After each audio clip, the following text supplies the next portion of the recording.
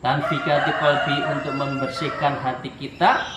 Mengapa? Kalau nggak segera, udahlah percaya. Kalau sekali kedonyan, seluruhnya hidupnya akan kedonyan. Kalau sekali urusan transaksi, jadi sesuatu karena transaksi, ini kan banyak ya. Sing penting bukan kualitas, sing penting tas, isinya tas. Coba sekarang jabatan apa kalau yang enggak laknatullah ala rasul wal murtasi. Jadi apa saja nyokok. Pilihan pun ada apa? NPWP, nomor piro wani piro, yaitu HC4, high cost cash carry, cash and carry. Nah, kalau sudah itu nggak disegerakan dan kehidupan kita masuknya itu karena dengan cara yang baik, ya, maka itu adalah awal dari perbuatan kita yang tidak baik seterusnya. Karena ini kita diminta untuk yubalik fitan tiatil qalbi, kita untuk segera untuk membersihkan hati. Apa? Alladzi huwa mawdhi'un nadhari rabbah. Karena hati inilah yang akan pertama kali dilihat oleh Allah. Orang nggak akan lihat kekayaannya, orang tidak melihat jabatannya, orang tidak melihat lingkungannya, orang tidak melihat jabatannya, tetapi yang dilihat adalah wa mawdhi'un nadhari rabbah, itu adalah hati. Jadi kalau hatinya bersih, maka dia akan Allah lihat pertama kali. Nah, ini jadi kita harus segera. Kenapa? Minal maili ila dunya. Karena orang yang punya penyakit 3 tadi, maka sesungguhnya itu adalah merupakan orang cenderung pada keinginan dunia. Ini. Jadi penyakit tadi itu kan dasarnya hati, waswis, afat, dan khawatir radiyah. Kemudian kalau punya 3 ini, satu tingkat lagi adalah syahwatid dunia. Maka orang itu adalah mempunyai penyakit hubbun dunia. Saya lanjutkan, ini yang pertama, wa minal ghillin. Ya, minal ghillin itu adalah punya rasa benci, tadi saya sebutkan di awal. Wal ghillin, dan dia suka adalah dengki, ya, iri dengki itu kan sifatnya mirip ya. Iri itu berarti kok bukan saya, kita merasa paling hebat. Iri, terus dengki. Kalau dengki itu melakukan sesuatu yang strategi. Jadi kalau kita dulu masih muda ikut organisasi PMI itu kan, dulu ada teori strategi dan taktis. Ya, itu goblal, kalau taktis itu sudah melakukan. Awalnya iri, tapi bagaimana menjatuhkan lawan itu menjadi al-ghillin, dan itu adalah penyakit yang dengki terhadap orang yang saya sebutkan tadi. SMS, senang melihat orang susah, susah melihat orang senang. Dan yang ketiga ada wal-ghissin, yaitu menipu. Satu paket itu ya hubbud dunya, dia adalah benci pada orang, kemudian dia dengki, akhirnya menipu untuk menjalani kehidupan ini. Nah, ini adalah penyakit. Nah, 3 hal itu jangan dilakukan. Yang minal hikdin, ghillin, wa ghissin itu apa? Li ahadim minal muslimin. Mestinya Anda jangan melakukan itu kepada sesama kita orang Islam. Ya sudah batu-batu kan, sesama orang Islam itu kita saling merangkul. Dia sakit kita ikat sikut, bukan dia sakit wah rasa-rasa nemboten, jangan gitu. Ya, jangan punya perasaan dia adalah orang lain, tetapi dia adalah saya dan dia adalah kita, yaitu umat Islam. Itu harus bersatu, yaitu untuk saling melindungi. Wa minadh-dhanni su'i bi ahadihim minhum. Maka setelah itu jangan dzon. Anda jangan punya prasangka bi ahadi minhum, dari sesama orang muslim. Ya, orang yang jelas kelihatan jelek saja kita diminta mendoakan kok. Itu jelas-jelas penipu sesama muslim, tapi kita doakan, jangan justru dilokkan, jangan justru diluntrungkan. Ya, moga-moga Allah membukakan hatinya. Siapa tahu hatinya lebih baik dari kita-kita gitu. Nah ini kan enggak kan? Kita itu selalu melakukan sesuatu yang tidak pada tempatnya sesama muslim. Nah ini berarti kita masih punya penyakit hati. Ya, su'ibahati minhum. Saya lanjutkan. Para salikin rahimakumullah. Wal yakun nasihan lahum rahiman bihim musfiqan alaihim. Kita sebaliknya hendaklah kita sesama muslim itu nasihat, selalu memberikan nasihat. Wa tawassaw bil haq wa tawassaw bis sabr lahum, kita sesama muslim. Rahiman, kita diminta untuk saling mengasihi. Ya, bihim musfiqan alaihim, dan kita juga untuk melakukan yang disebut dengan kasih sayang sesama mereka. Ya, muqta'idan khair fihim, dan kita juga harus berprasangka baik kepada mereka. Jadi tadi itu jangan gilin, jangan khidin, jangan hisin, jangan donin. Ya, tetapi kita diminta untuk nasihan, rahiman, musfiqan. Ini kita diminta untuk saling menasihati, saling mengasihi, saling menyayangi. Ini adalah bagian dari perilaku umat Islam yang berarti hatinya bersih. Khairan dalam muqta'idan fihi, ya, muqtadil khairal fihim, berarti kita harus menjaga di antara kita ini saling baik dalam kebaikan. Yuhibbu lahum ma yuhibbu li nafsihi minal khair. Jadi sahabat-sahabat, para salikin yang rahimahullah, yuhibbu lahum, apa yang disenangi oleh umat, sahabat, teman kita, ma yuhibbu li nafsihi, maka sesungguhnya kita sebaiknya seperti halnya kita mencintai, menyukai diri kita. Ya, minal khair, dalam hal kebaikan. Jadi kalau orang itu berbuat baik, maka kita juga akan tenang, ikut merasa baik. Ya, sehingga dengan jangan ini, wah itu sok sudah begini, oh ini sudah enggak, jangan. Jadi dia baik, moga-moga saya bisa lebih baik seperti oh ini teman saya sudah zikirnya pateng, alhamdulillah, moga-moga saya ikut.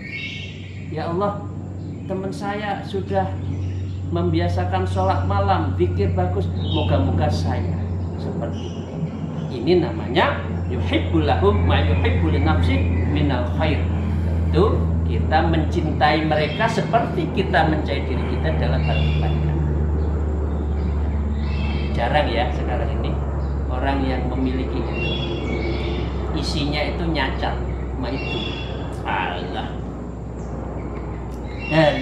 paling ini harus naik pangkat, paling ini mau ingin jadi apa, baru sholat malam. Nah, jangan, daripada dia minta kepada di luar akidah syariat, kalau dia minta mendakwa kan baik. Urusan nanti tidak mudawamah di dalam hal zikirnya, di dalam hal suluknya, di dalam hal sholat malamnya, ya kita doakan. Jadi intinya kalau orang baik, maka kita sebaiknya mengikuti kebaikannya. Minimal kita menjaga kebaikan diri kita. Ya. Saya lanjutkan, wa yakrahu lahum ma yamkurun nafsi minasyarri. Jadi tadi kalau orang baik kita merasa baik dan kita ingin baik. Tetapi wa yakrahu, dan dalam hal yang dibenci oleh orang lain, lahum berarti terhadap perilaku yang tadi, perilaku yang jelek tadi, ya hikdin, ghillin, ghisin, donin tadi, ya afatiu, waswis wal khawatirur radiyah tadi, maka lahum orang itu fayak ruhul nafsi, maka Anda seharusnya juga membenci minasyarin terhadap semua yang jelek. Ya.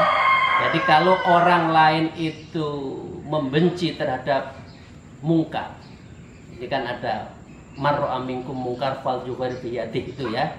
Kalau orang itu berjuang, kalau orang itu dakwah, orang itu ngajak, orang itu ngerangkul terhadap kebaikan, khususnya lisulukillah, yaitu suluk kepada Allah, kepada Allah, maka sebaiknya kita ikuti. Nah, kalau dia melakukan ta'awun sesama manusia, kita ikutin. Kemudian dia melakukan, akhirnya ada lingkungan, ada orang peminum, lingkungan kita tidak bagus karena ngerombol di tengah malam, ada sabu-sabunya, maka sebaiknya kita itu adalah melakukan sesuatu. Kalau bukan kita, kok ada sahabat kita, para umat Islam yang lainnya melakukan itu, maka kita juga sama membenci terhadap perilaku yang syarrun. Inilah namanya kesalehan sosial. Jadi ini imbang sahabat sekalian, para salikan rahimakumullah. Kesalehan individual dengan zikir iya, tetapi kesalehan sosial dalam hubungan dakwah, mengajak amar ma'ruf nahi mungkar juga harus ya. Ini kan sudah banyak kan yang orang berpikir yang penting awake dhewe. Ya awake dhewe kalau lingkungannya nggak bener, lama-lama ikut nggak bener loh ya. Yang itu kemarin saya sampaikan. Galangan itu kalah karo golongan, ya. Jadi rencananya benihnya itu bagus, kalau ditanam di dalam tanah yang tidak gembur, artinya gersang, dia juga nggak akan hidup. Nah, karena itulah mengapa kita diminta untuk amar ma'ruf nahi mungkar. Oke. Satu makalah lagi.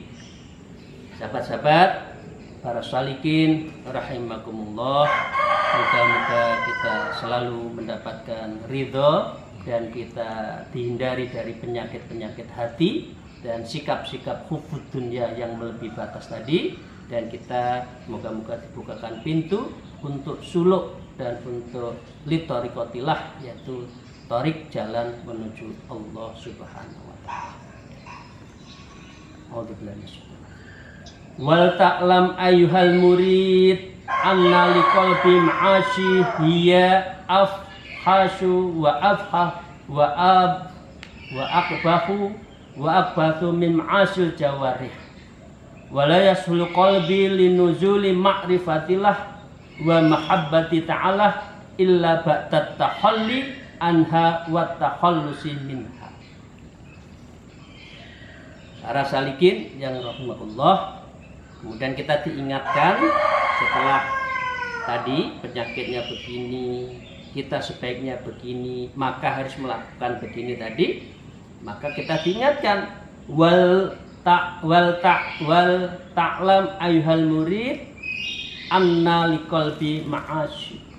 Ingatlah para salik, para murid yang ingin mendekatkan diri pada Allah, anna liqalbi, maka sesungguhnya di atas hati ini, di atas jiwa ini ma'asy, ada nama maksiatnya. Jangan dikira ya, maksiat itu hanya physically maksiat, physical distancing, bukan hanya itu, tapi lebih jadi ada qalbi ya, maksiatul qalbi, qalbi maksiat. Karena ada namanya maksiat hati. Maksiat itu apa? Saya sebutkan tadi, ujub, ya, kemudian dia takabur, itu maksiat hati. Ya, beramal tidak ikhlas, yang penting dicatat oleh orang.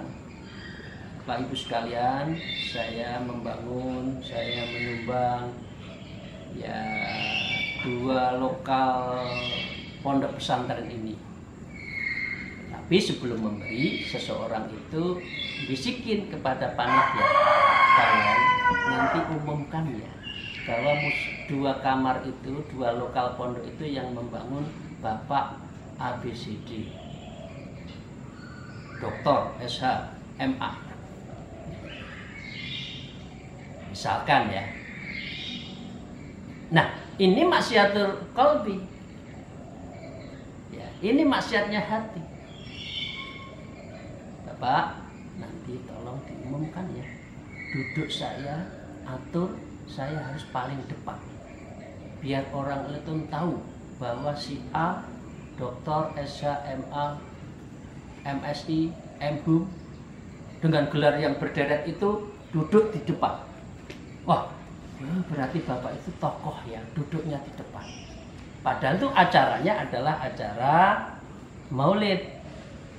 Acaranya bagus, tapi cara untuk menuju ke sana tidak bagus. Ini namanya ma'asil qalbi. Ini maksiat hati. Ya.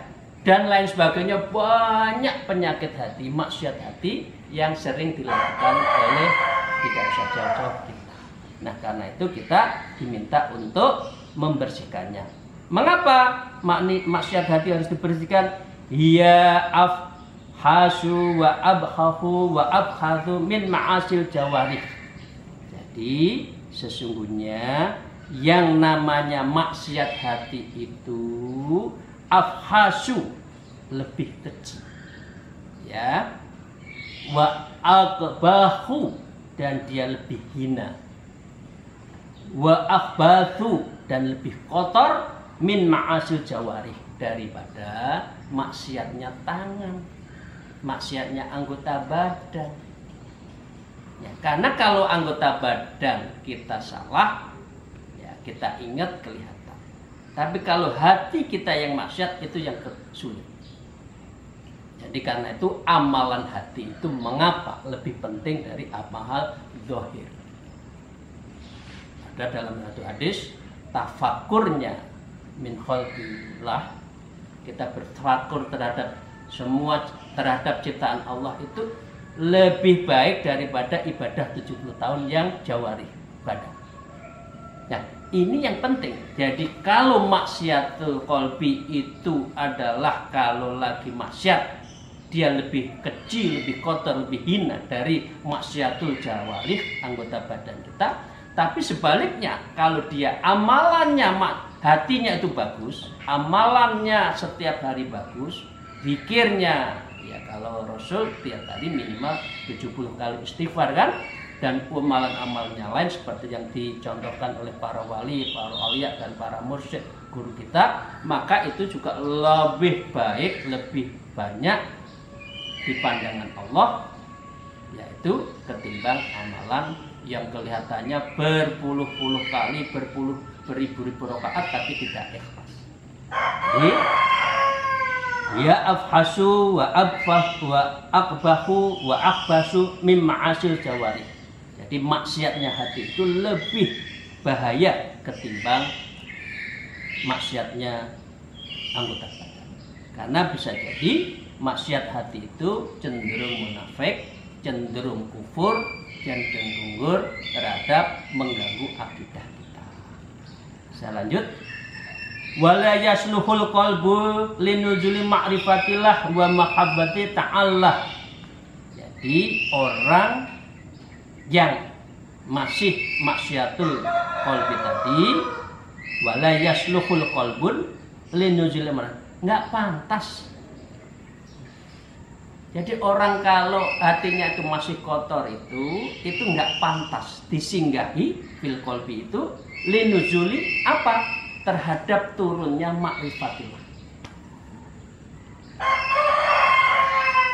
terhadap keberadaan Allah itu dia tidak pantas disinggahi. Lawang dia waswis terhadap syakir rizq kok. Dia nggak percaya pada saya pemberi rezeki kok. Dia lebih percaya pada atasannya kok. Diajak kebuan baik nanti kok. Berarti Anda nggak percaya bahwa yang menyelesaikan urusanku itu adalah rezeki, kata orang itu. Allah tanda petik ghadab. Tidak pantas kamu itu saya singgahi ma'rifatillah. Tidak pantas.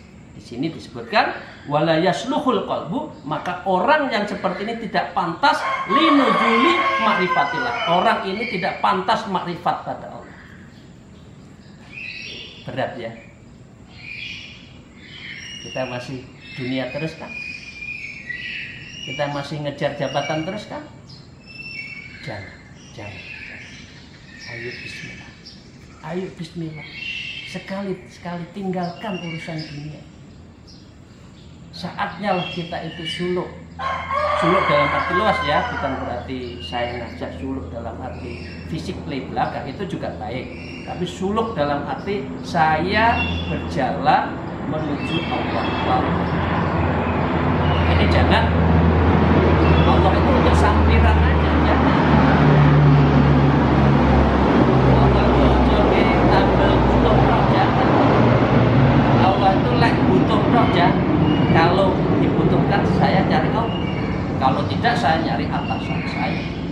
Saya nyari yang akan memberi rezeki saya. Ya Allah, ya Rabbi, na'udzubillah. Yang memberi itu Allah, bukan siapapun. Sesama manusia itu adalah sama-sama makhluk. Mengapa? Kalau seperti ini sikapnya waswisu min syaftil rizik, takut tidak dapat rezeki dan penyakit-penyakit yang lain tadi, yaitu yasluhul qalbi lajul ma'rifatillah. Dia tidak akan pantas untuk bisa menyebut ma'rifatullah wa mahabbihi ta'ala, yaitu dan mahabbahnya Allah terhadap seseorang. Jadi sahabat-sahabat sekalian, ini makalah yang kesini faslun ayashadu fi hifdillah fi qalbi, itu sangat penting kita renungkan ya.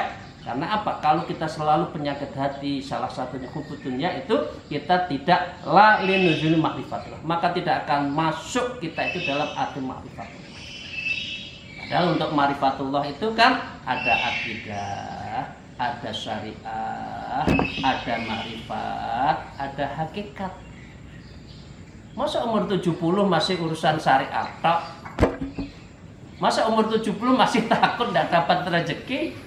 Memang mau dibawa mati rezeki kita? Masih bingung mau ini mau itu, masih jalan sana jalan sini, keluntrang sini sana, atilah ya, ajilah. Dia nggak tahu arah. Ya mbak uwes, maaf, naudzubillah, astagfirullah saya. Ya mbak uwes urusan dunia lek wis umur swidak munggah. Alor ngidul sing golek duit. Padahal la tulhikum amwalukum walau la tulhikum amwalukum walau tulum an dzikrillah. Wis diingetken rezekimu, donyamu, bojomu, anakmu, putumu itu jangan sampai kamu melupakan dzikrillah. Di umur 65 masih suruh ngomong putune. Kapan dia ngomong dirinya sendiri mendekatkan diri pada Allah? Ya alasan ini hiburan. Ya hiburannya melek bengi no. Hiburannya itu zikir malam no. Tahajud, taubatan nasuha, li syukrillah, li ridhoillah, lil fadlillah, birrul walidain. Sholat-sholat itu lakukan. Kalau nyari hiburan, hiburannya itu pegang tasbih, bukan pegang ulekan. Kalau sudah 65 ini maaf ya ibu-ibu ya, sama ibu ya, ini senengannya hiburannya itu kalau sudah lihat apa itu film pendek itu apa namanya, lupa lah, sinetron misalkan. Oh enggak lah, jangan dah, zikir aja us ya. Oke, biar apa? Biar kata itu la Bismillah. Kalau ini ya biar nuzuli ma'rifat, biar Allah itu makrifat kepada kita. Wa mahabbah ta'ala, dan kita juga mahabbah. Karena gini, ibaratnya gini, para salikin rahimakumullah. Ini orang yang zikir, yaitu kan asyraf, dia akan mencorong hatinya, perilakunya, hidupnya tenang. Oke, sehingga kayak intan, gitu kan? Kalau di dalam ilmu thariqah itu namanya dia jauharah, dia mendapatkan intan kalau sudah makrifat dan hakikat. Itu kita insya Allah seperti itu. Nah, kita para salikin, para muridin itu seperti maaf, beras dulu. Kan kita interin ya ibu-ibu ya. Kalau kita mau masak itu zaman dulu itu kan dikasih tempeh, tampah kalau orang Jawa, terus diinterin. Nanti kan kelihatan. Kalau internnya itu bagus, itu mencorong. Lah inilah yang kata Allah, inilah yang aku pantas memberikan makrifat. Inilah yang aku pantas memberikan mahabbah. Jadi kalau orang tidak mahabbah itu kepada Allah, maka Allah tidak mahabbah. Man arafa nafsak faqad arafa rabbak. Kalau orang itu tahu diri sendiri, membersihkan diri kita terus, maka kita bisa makrifat.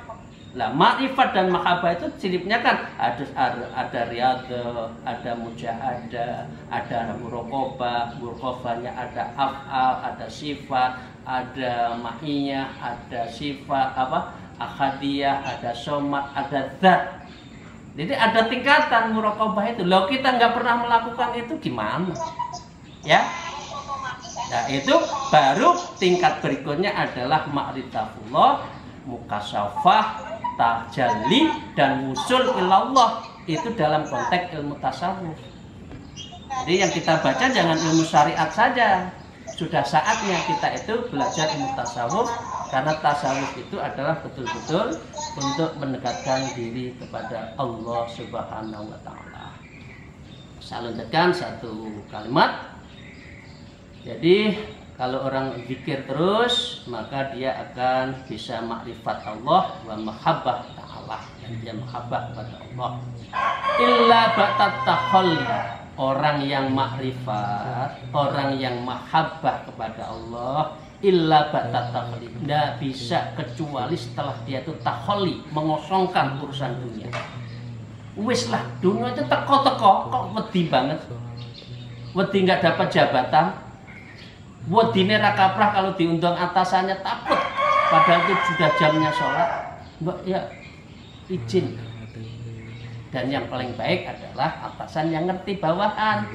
Oh ini jamnya gini, nggak usah ngomong, nggak usah ngajak urusan dunia, biar sholat dulu, biar wukuf dulu. Nah, ini yang penting, yang bagus itu pemimpin yang ngerti untuk ngajak kepada zikrullah, Jadi ma'rifatullah wa mahabbatih ta'ala itu illa ba'dat takhalli anha wa takhlusi minha, dan kecuali dia mengosongkan dari perbuatan-perbuatan maksiat hati.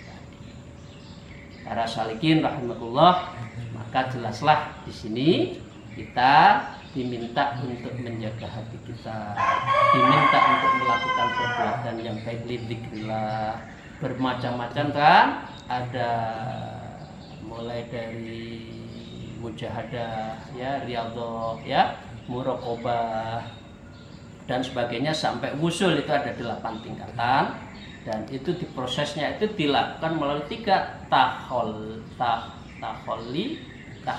tajalli. Yang awal dari kaum awam itu lakukan tahalli dulu, kosongkan dulu ta'aluk kita kepada makhluk, itu kita kosongkan bahwa kita nggak bisa hidup yang Allah sudah memberikan.